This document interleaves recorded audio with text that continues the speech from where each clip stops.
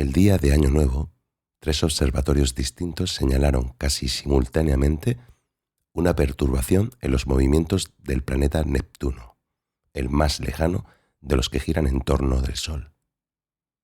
Ya en el mes de diciembre, el astrónomo Gilby había llamado la atención del mundo científico sobre una sospechosa disminución de la velocidad del planeta, noticia que apenas sí conmovió a una docena de sabios de esos que se pasan la vida con el telescopio asestado al firmamento.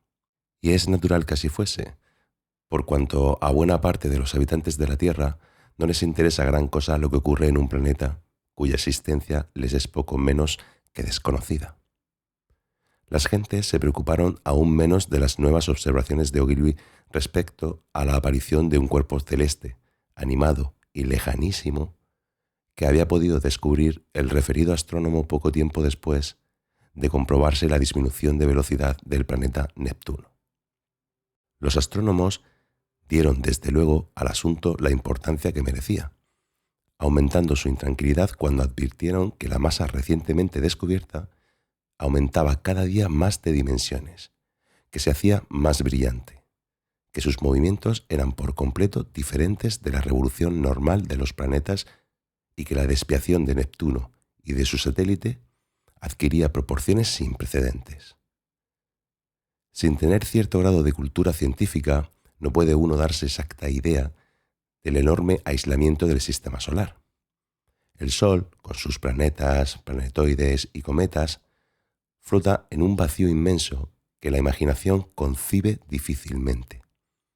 Más allá de la órbita de Neptuno está el vacío sin calor, luz ni sonido, el vacío incoloro y triste, prolongándose 30 millones de veces 1.000.000 de kilómetros. Y téngase presente que esa cifra abrumadora es la menor evaluación de la distancia que sería preciso atravesar antes de llegar a la más próxima de las estrellas. Pues bien, excepto algunos cometas menos densos que la llama del alcohol, ningún cuerpo celeste había atravesado, de memoria de hombre, ese abismo espantoso. Júzguese ahora cuánta no sería al comenzar el siglo presente la zozobra de los sabios, viendo precipitarse inopinadamente en el sistema solar el extraño vagabundo señalado por Ogilvy. Cuerpo sólido y enorme sin duda, a juzgar por las perturbaciones que originaba. Temible intruso que llegaba del tenebroso misterio de los cielos con aviesas intenciones.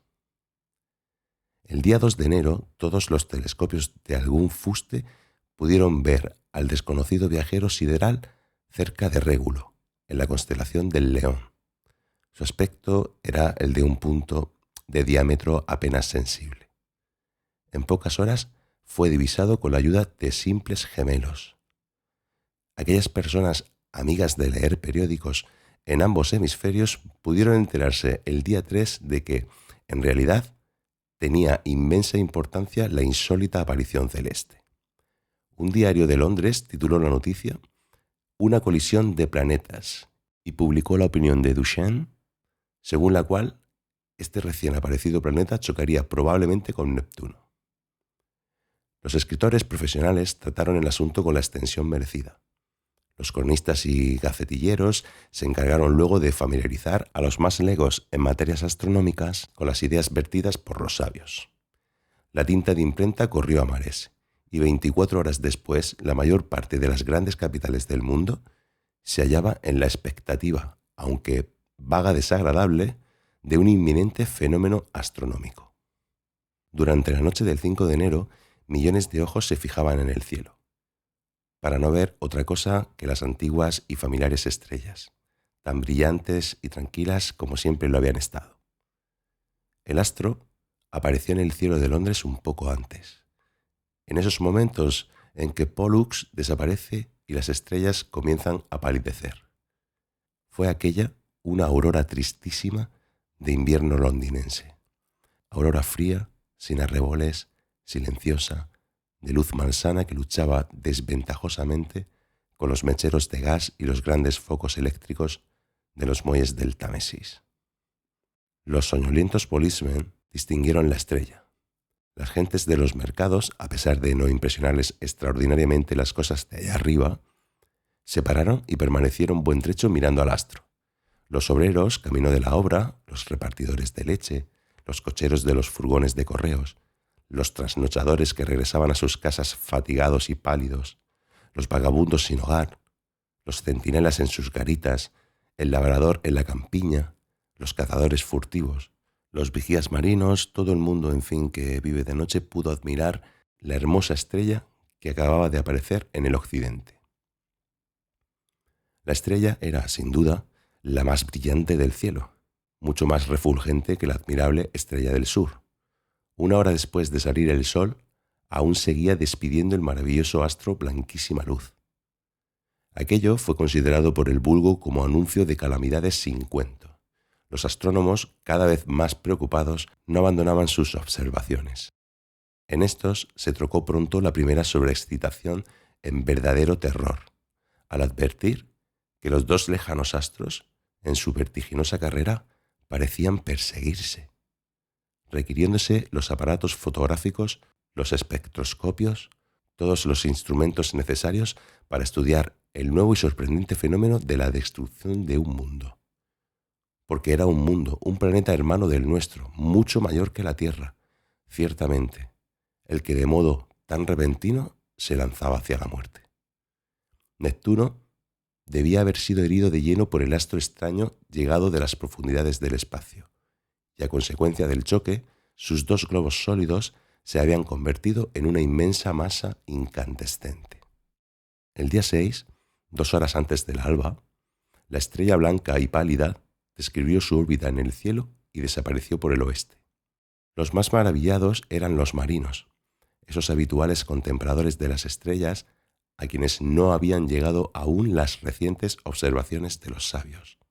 En sus peregrinaciones a través del océano, habían advertido la presencia del nuevo astro que, como una luna minúscula, subía hasta llegar al cenit.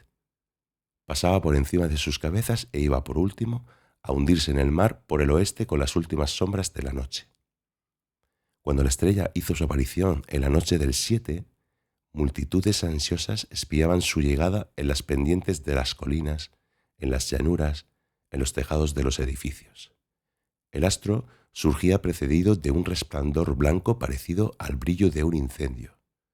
Los que lo habían visto aparecer la noche antes exclamaban: «Hoy es mayor, hoy es más deslumbrador». Efectivamente, la luna misma, próxima a desaparecer más allá del horizonte occidental, era mucho más pequeña que la nueva estrella, comparando sus dimensiones aparentes, y desde luego mucho menos brillante, a pesar de hallarse casi en el plenilunio. «Miradla», decían las gentes aglomeradas en las calles. «Qué hermosa, qué brillante». Entretanto, en los oscuros observatorios, los sabios que seguían el curso del fenómeno contenían la respiración y se interrogaban con su mirada. «Se aproxima, está más cerca». Tales eran las terribles palabras de la ciencia a cada nueva observación. «Está más cerca», repetía el telégrafo, transmitiendo la alarmante nueva a millares de ciudades. «Está más cerca», decían las gentes, sugestionadas por la idea de una posible catástrofe. Los empleados en los escritorios suspendían el trabajo para pensar en las fatídicas profecías de los astrónomos. Los transeúntes se detenían en las calles para interrogarse sobre el significado inimaginable del amenazador «está más cerca». Y esta intranquilidad, esta preocupación, se extendía desde la ciudad a las aldeas, desde las aldeas a los campos. Los que habían leído la noticia sobre las azules cintas del telégrafo se apresuraban a comunicarla a todo el que encontraban al paso. Las damas aristocráticas supieron la nada tranquilizadora nueva entre un vals y un rigodón. Sus bellas boquitas sonrientes y frescas formularon, poco más o menos, esta pregunta: ¿es de veras que se acerca? Es curioso, estos astrónomos deben ser muy hábiles cuando descubren horrores semejantes. Y las hermosas seguían sonriendo y bailando, sin importarles, después de todo, que la estrella se aproximase o se alejase. Las gentes sin casa ni hogar, obligadas a ir de un lado para otro durante la noche glacial, con objeto de no morir de frío, se consolaban mirando al cielo y decían: «Qué bien haces en acercarte, La noche es tan fría como la caridad. Ven, si has de traer contigo calor bastante para reconfortar nuestros miembros ateridos. Una pobre mujer, arrodillada al lado de un cadáver y deshecha en amarguísimo llanto, exclamaba: ¿Y a mí qué puede ya importarme que haya una estrella más? El estudiante, levantado con la aurora para repasar el programa de exámenes, se distrajo de sus labores y, planteando un problema de física astronómica, empezó a hacer cálculos y más cálculos mientras que la gran estrella blanca enviaba sobre la mesa de trabajo la pálida caricia de su luz azulada. Centrífuga, centrípeta. Esto es, decía el estudiante, apoyando la cabeza en la palma de la mano. Detenido un planeta en su camino y suprimida instantáneamente su fuerza centrífuga, ¿qué ocurriría? Sin duda, obedeciendo el planeta a su fuerza centrípeta, se precipitaría en el Sol. Y en ese caso, ¿nos encontramos nosotros en su camino? El día siguiente fue como los anteriores. Con los últimos jirones de las tinieblas glaciales se elevó sobre el horizonte el extraño astro. Despedía tanto brillo que la luna, en su cuarto creciente, parecía no ser sino un pálido y amarillento espectro de la nueva estrella flotando inmensa en su vaguedad del crepúsculo. El matemático se hallaba delante de un pupitre atestado de papelotes. Acababa en aquel momento sus cálculos. En un diminuto pomo veíanse aún algunos gramos de la droga que le había sostenido despierto durante 4 eternas noches. Durante el día, el matemático daba sus clases reglamentarias con la misma paciencia, con la misma sabiduría que de costumbre. Luego, terminados los penosos deberes profesionales, volvía a sus cálculos y a sus trabajos de sabio solitario. Su grave fisonomía hallábase fatigada y exangüe a consecuencia de la prolongadísima vigilia. Aquella noche el matemático se levantó de su pupitre con aire de triunfo, llegóse a la ventana y contempló la estrella como se mira a los ojos de un enemigo valeroso. «Puedes darme la muerte», dijo el sabio, «pero yo te tengo como a todo el universo dentro de estos estrechos límites de mi cerebro. Y ahora», añadió dirigiendo una mirada desdeñosa al pomo de la droga, «eres inútil, sustancia maldita. En verdad que ya no es necesario dormir ni estar despierto». Al día siguiente, el matemático entró en su cátedra con la puntualidad acostumbrada. Colocó el sombrero encima de la mesa según costumbre y cogió un pedazo de tiza. Era esta una manía singularísima del maestro, imposible explicar sin aquel trocito de yeso entre los dedos. Los muchachos se burlaban donosamente de la curiosísima chifladura. El matemático dirigió a sus discípulos una mirada tristísima. Pobres niños, tan frescos, tan sonrientes. Daba pena decirles nada, pero era su deber de maestro y de sabio. «Hijos míos», murmuró, «circunstancias especiales, ajenas por completo a mi voluntad, van a impedirme acabar este curso. Hablando claramente, voy a deciros que el hombre ha vivido en vano». Los muchachos empezaron a comprender. Aquella noche la estrella hizo su aparición más tarde porque su propio movimiento hacia el este la había arrastrado un poco. Desde la constelación del León hacia la de la Virgen. Su brillo era tan intenso que el cielo, a medida que aquella se elevaba, fue adquiriendo una coloración luminosa. Las estrellas, a excepción de Júpiter, Capella, Aldebarán, Sino y los perros de la Osa, palidecieron cada vez más borrándose del firmamento. En muchos países del mundo pudo observarse que el nuevo astro presentaba aquella noche un rabo grandísimo. A simple vista se notaba ya el aumento del volumen. Contemplando la estrella desde los puntos inmediatos a los trópicos, parecía tener la cuarta parte de las dimensiones de la luna. Lo más extraño era que su luz era tan viva que podía leerse sin gran esfuerzo en plena calle un periódico o un libro. La noche del 10 de enero no durmió nadie en la tierra.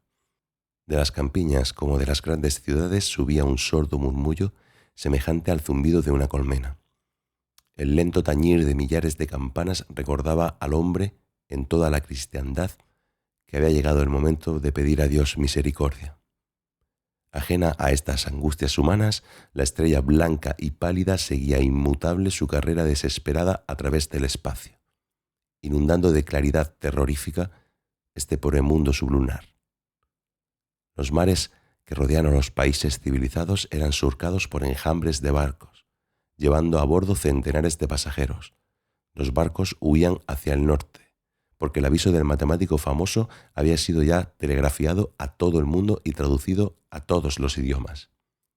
El nuevo planeta y Neptuno, confundidos en un abrazo de fuego, avanzaban vertiginosamente con dirección al Sol. A cada segundo, la enorme masa incandescente franqueaba centenares de kilómetros. ¿Acaso el peligro no debía ser tan inmediato como aseguraba la ciencia? Según los cálculos de los astrónomos, el nuevo planeta debía pasar a 150 millones de kilómetros de la Tierra, de modo que su influencia debía ser escasa. Pero cerca de su camino previsto, hasta entonces nada perturbado, se encontraba el enorme planeta Júpiter y sus lunas girando espléndidamente en torno del Sol. La atracción entre la estrella deslumbradora y el mayor de los planetas crecía ya por momentos. ¿Y cuál iba a ser el resultado de esa atracción? Sin duda, Júpiter se desviaría de su órbita haciendo una curva elíptica, y la estrella ardiente, separada por atracción de su marcha hacia el Sol, describiría una curva y quizá chocaría con la Tierra, o al menos pasaría muy cerca de ella. En cuanto a las consecuencias de esta aproximación, ya nos había profetizado así el terrible matemático. Terremotos, erupciones volcánicas, ciclones, altas mareas, ríos desbordados y una elevación constante y regular de la temperatura hasta límites imposibles de calcular. La estrella seguía brillando con siniestros fulgores en la inmensidad del firmamento, como si tratara de confirmar los tristes vaticinios de la ciencia. Su luz fría y lívida era así como el anuncio inmutable del próximo cataclismo. Muchas personas, que hasta aquella noche no la habían mirado con atención, pararon mientes en ella y advirtieron que, en efecto, el fatídico astro se aproximaba a ojos vistas. Y aquella noche comenzaron ya a sentirse los efectos de la aproximación. El tiempo cambió bruscamente, convirtiéndose las ráfagas heladas de enero en brisas templadas de primavera. En toda la Europa central se inició el deshielo. No vaya a imaginarse el lector que porque hayamos hablado antes de muchedumbres elevando al cielo sus plegarias durante la noche, o refugiándose a bordo de los buques o huyendo en dirección a las montañas, se encontraba ya el mundo presa del terror infundido por la estrella. Nada de eso. El uso y la costumbre seguían aún dirigiendo a los humanos. Aparte de que las conversaciones versaban casi siempre, en los momentos de ocio, sobre el amenazador fenómeno astronómico, el 90% de los hombres continuaba entregado a sus quehaceres habituales.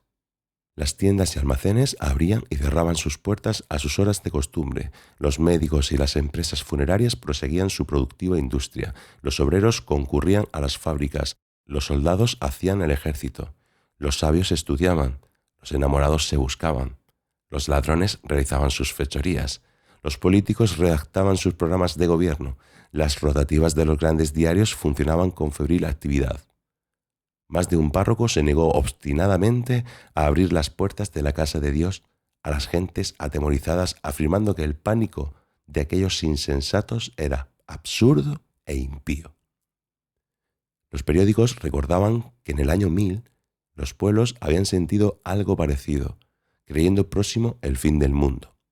No faltaba algún astrónomo que, con la autoridad de su saber, intentara tranquilizar a la humanidad, asegurando que, después de todo, la estrella no era acaso un cuerpo sólido, sino una masa de gases inflamados, y que su choque con la Tierra, de verificarse éste, no podía tener las consecuencias desastrosas que alguien había vaticinado.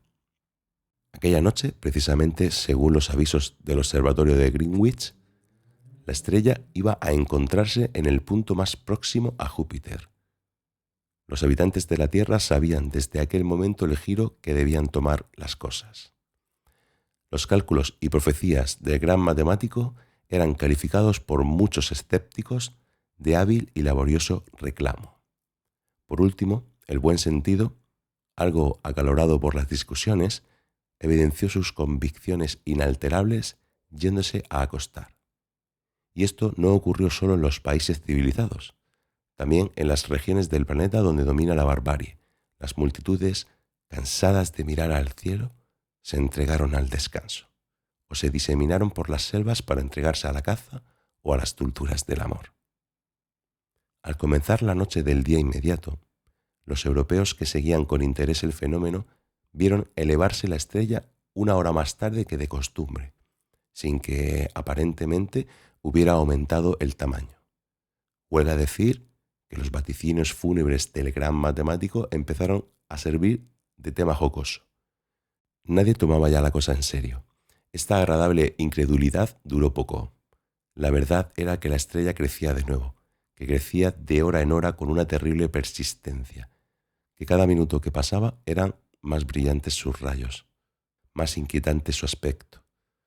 Entonces dijo un periódico que si la estrella seguía su marcha hacia la Tierra en línea recta, si no ejercía sobre ella influencia la atracción de Júpiter, podría salvar la distancia intermedia en 24 horas. No fue así, sin embargo. La estrella empleó más de 5 días en acercarse a nuestro planeta. Durante la noche inmediata, su volumen aparente era el de una tercera parte de la Luna. Cuando apareció sobre el horizonte en América, tenía el mismo tamaño que nuestro satélite, despidiendo una claridad cegadora y, si vale la palabra, quemante. A medida que ascendía la estrella en el firmamento, aumentaba la violencia del aire, un aire caliente como el que precede a las tempestades de verano. En Virginia, en el Brasil y en el Valle de San Lorenzo, el astro brillaba de modo intermitente, a través de densas masas de nubes que corrían con velocidades y aspectos fantásticos, iluminadas a veces por relámpagos de color violeta oscuro, y que arrojaban de vez en cuando sobre la tierra granizadas de una violencia desconocida. En Manitoba ocurrieron inundaciones terribles por la rápida fusión de los hielos. La nieve empezó a derretirse aquella noche en todas las montañas de la tierra. Los grandes ríos que procedían del interior de los continentes empezaron a arrastrar en sus aguas enturbiadas cadáveres de personas y de animales, que quedaban luego depositados sobre las tierras bajas. Los desbordamientos se sucedían cada vez mayores, arrasando ciudades y devastando campiñas. Las muchedumbres huían del mortal abrazo de las aguas, escalando en confuso tropel las montañas. En todo el litoral de la América del Sur y en el Atlántico Austral llegaron las mareas a un nivel jamás conocido. Las tempestades empujaron las aguas tierra adentro 40 y 50 kilómetros. Muchas ciudades enteras quedaron por completo sumergidas. El calor se hizo insoportable aquella noche, como que la aparición del sol a la mañana siguiente pareció llevar consigo la frescura de las sombras de la noche. Los terremotos eran ya violentísimos y numerosos, especialmente en toda América, desde el Círculo Ártico al Cabo de Hornos. Ante aquel incesante trepidar de la tierra, abriéronse los flancos de las montañas, desaparecieron islas y promontorios, se desplomaron a millares edificios y muros, aplastando un número incalculable de gentes. Una vertiente del Cotopaxi se hundió tras la rápida y vasta convulsión, dejando paso a un mar de lava tan alto, tan ancho, tan rápido y tan fluido que solo tardó un día en llegar al océano. La estrella, escoltada por la oscurecida luna, atravesó el Pacífico, llevando en pos de sí, como si fueran los paños flotantes de una túnica, el huracán y la ola gigantesca, espumosa y destructora. El huracán y la ola, inconscientes trabajadores de la muerte, ejecutando su siniestra obra sobre las islas, hasta no dejar rastro humano sobre ellas. Hubo ya un momento en que la ola creció hasta convertirse en muralla líquida de 20 metros de altura y que, rugiendo con intensidad espantosa, rebasó las extensas costas de Asia, precipitándose en las vastas llanuras de China. La estrella, cada vez más fulgurante, más enorme y más ardiente que el sol en toda su fuerza, era contemplada por millones de hombres enloquecidos por el pánico, que huían sin derrotero fijo, mientras que la muralla de agua salobre avanzaba sobre los campos, penetraba en las ciudades y sembraba por doquier la destrucción y la muerte. La gran estrella pasó como un globo de fuego por encima del Japón, de Java y de todas las islas del Asia Oriental. Densas nubes producidas por el humo y la ceniza de los volcanes la ocultaban en ocasiones. Cuando reaparecía sobre el firmamento era para hacer brillar con más fuerza los torrentes de lava que surgían de las entrañas de la tierra y los inmensos espacios de terrenos anegados por el mar. Las inmemoriales nieves del Tíbet y del Himalaya, al fundirse, se precipitaron sobre las llanuras de Birmania y del Indostán, a través de millones de canales. El rebaño humano huía a lo largo de los caminos, siguiendo las márgenes de los ríos hacia el mar, última esperanza de salvación de los hombres en todos los grandes cataclismos terrestres. El océano tropical había perdido su fosforescencia. Torbellinos gaseosos se elevaban de la superficie de las aguas. Ocurrió entonces un prodigio. Los que esperaban en Europa la salida del astro creyeron que la Tierra había cesado de girar al advertir una noche la ausencia de la estrella. En medio de una incertidumbre espantosa, transcurrieron horas y más horas sin que apareciese en el horizonte el astro amenazador. Por primera vez desde hacía mucho tiempo pudieron contemplar los hombres la magnificencia del cielo estrellado. 10 horas después surgió la estrella. El sol salió a los pocos minutos. Su masa incandescente parecía un disco sombrío, recostándose sobre el fondo luminoso y blanco de la estrella. Calamidades sin cuento seguían afligiendo a la tierra. En una noche se inundó toda la llanura del Indostán, desde el Indo hasta las bocas del Ganges. De la extensa sábana líquida se elevaban los techos de los palacios y templos y las cumbres de las colmas hormigueantes de seres humanos. Cada minarete era una masa confusa de gentes que caían en racimos sobre el negro abismo de sus aguas a medida que el calor y el pánico aumentaban. Del país entero partía un lamento ininterrumpido y penetrante. De improviso, una masa oscura empezó a ascender sobre el horizonte y pasó por delante de la estrella con una rapidez aterradora. Aquella masa opaca y sombría era la luna. Muy pronto pudo observarse en Europa que el sol y la estrella salían simultáneamente. Ambos astros parecían perseguirse al principio con furia. Luego disminuían su carrera y se detenían en el cénit confundidos en flamígero abrazo. La luna no eclipsaba ya a la estrella y parecía alejarse en el esplendor de los cielos. Aunque la mayoría de los humanos que quedaban con vida contemplaban este grandioso espectáculo con la estupidez que engendran el hambre, la fatiga, el calor y la desesperación, hubo alguien, sin embargo, que supo apreciar el significado de aquel aparente alejamiento de la luna y aquella aparente persecución del sol por el nuevo astro. Sí, la estrella y la tierra, después de haberse encontrado cerca, comenzaban a separarse. El astro perturbador se alejaba con velocidad vertiginosa en la última fase de su caída hacia el sol. Entonces cubrióse el cielo de nubes, el trueno y los relámpagos tejieron su malla terrorífica en todo el mundo, y un nuevo diluvio cayó sobre la tierra. Allí donde los volcanes habían vomitado mares de lava, se extendían ahora mares de cieno. Muchos días transcurrieron así. El impetuoso desbordamiento de las aguas destruyó lo que había dejado en pie la reciente caricia hecha a la tierra por la estrella. Algunos terremotos concluyeron la obra de destrucción. Pasaron semanas y meses. La estrella había pasado para siempre. Los hombres, impulsados por el hambre, recobraron sus energías, entraron en las ruinosas ciudades y en los graneros incendiados y medio sumergidos, y se extendieron por las pantanosas llanuras. Los pocos barcos que habían logrado escapar de las tempestades arribaron desmantelados y lastimosos, después de sondear con precaución las entradas de sus puertos, para no encallar en los recién aparecidos arrecifes que ahora obstruían los antes despejados y profundos canales de ingreso. Cuando se calmaron las tempestades, advirtieron los hombres en toda la extensión de la tierra que los días eran más cálidos, que el sol era mayor y que la luna, que había disminuido en 2/3 partes, presentaba sus fases en 84 días. La presente historia nada dice de la nueva fraternidad nacida entre los humanos, ni de cómo lograron conservarse las leyes, los libros y las máquinas, ni del extraño cambio operado en Islandia, en Groenlandia y en el litoral del mar de Baffin, países desolados y yermos con anterioridad al cataclismo y ahora alegres y abundantes de vegetación, cual pudieran comprobar los marinos en sus nuevas expediciones.